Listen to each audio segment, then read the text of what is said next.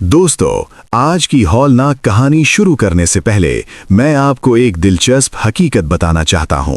हमारी वीडियोस देखने वाले तकरीबन 80% लोग ऐसे हैं जो हमारी कहानियों को एंजॉय तो करते हैं, लेकिन हमारे चैनल को अभी तक सब्सक्राइब नहीं करते। अगर आप भी इन 80% लोगों में शामिल हैं तो बस एक छोटा सा काम कीजिए।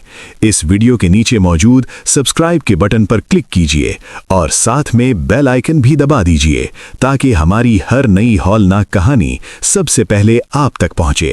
पूरा हिंदुस्तान जानता है कि दिल्ली की सर्दी कितनी मशहूर है।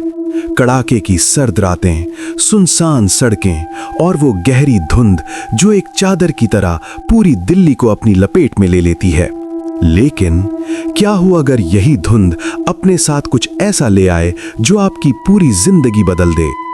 आज की कहानी है याविन और उसके दोस्तों की, और उस धुंध की जो सिर्फ आंखों को ही नहीं बल्कि रूह को भी अंधा कर देती है। याविन, रुई और रिया दिल्ली के बढ़ते हुए पोल्यूशन और शोर से तंग आ चुके थे।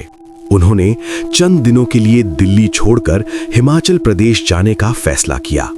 3 दिन बाद सुबह ठीक 4 बजे एक कैब उनके घर के बाहर आकर रुकी।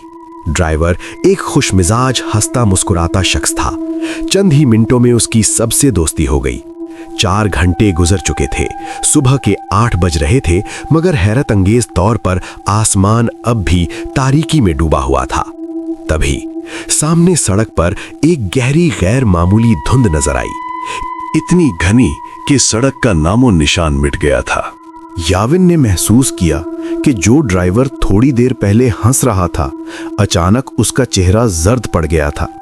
उसके हाथ कांपने लगे। याविन ने मुस्कुराकर कहा, भाई टेंशन मत लो, आहिस्ता चला लेना। ड्राइवर ने कपकपाती आवाज में कहा, मेरी आप सबसे एक दरखास्त है, इस धुंध में गाड़ी की कोई भी खिड़की किसी भी हाल में मत खोलना। सब दोस्त हंस पड़े। उन्होंने उसे अंधा यकीन और वहम कह दिया। ड्राइवर ने आहिस्ता से कहा, यह धुंध आम नहीं है, ये अपने साथ छल, माया और झूठ लेकर आती है। और अगले ही लम्हे गाड़ी उस धुंध के अंदर दाखिल हो गई।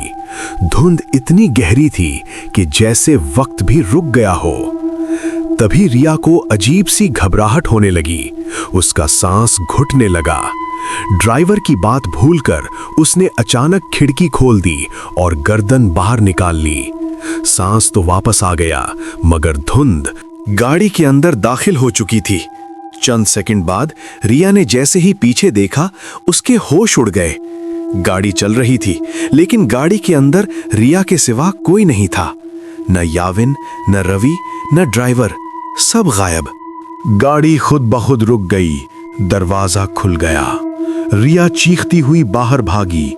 चारों तरफ सिर्फ धुंध।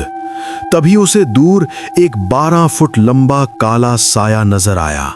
वो मदद के लिए उसकी तरफ दौड़ी, मगर जितना आगे जाती साया उतना ही दूर रहता।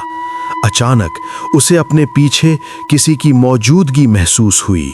जब उसने मुड़कर देखा, उसकी रूह कांप गई।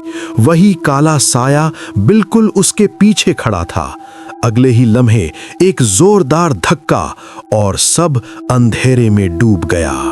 अगली सुबह एक गाड़ी दरख्त से टकराई हुई मिली।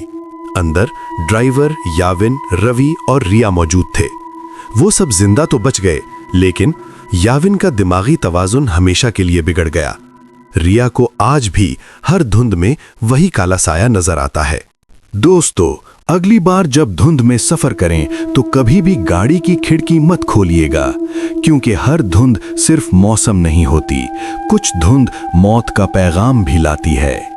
अगर आपको ये कहानी पसंद आई तो हमारे चैनल को सब्सक्राइब करना मत भूलिए, क्योंकि अगली कहानी इससे भी ज्यादा खौफनाक है।